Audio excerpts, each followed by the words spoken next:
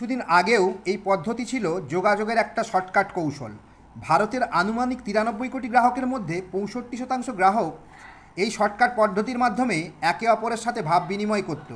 যে পদ্ধতির কথা বলছি এটা ফিলিপিনো ভাষা থেকে উৎপত্তি, যার অর্থ আমার একটু দেরি হবে। এই পদ্ধতির জন্য পয়সাও লাগে না, তবে তার জন্য টাইমিং একটা বিষয়। এই পদ্ধতিটির ইংরেজি উচ্চারণটি বেশ পরিচিত আমাদের কাছে। যোগাযোগ ব্যবস্থায় প্রচলিত কোন শব্দের কথা বলা হচ্ছে? Missed call. হল্যান্ডের আমস্টারডাম ইউনিভার্সিটির এক গবেষণা অনুসারে কোন বিখ্যাত মুখটি 83% খুশি, 9% বিরক্ত, 6% ভীতু, 2% ক্রুদ্ধ? এটা বিখ্যাত পেন্টিং মোনালিসার এক্সপ্রেশন।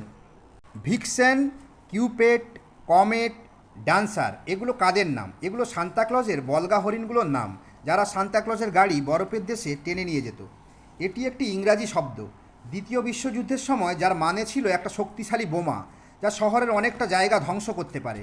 আমি কোন শব্দের কথা বলছি, যা আজকের দিনে চলচ্চিত্র নির্মাতাদের কাছে খুবই গুরুত্বপূর্ণ শব্দ? শব্দটি হলো বলিউড।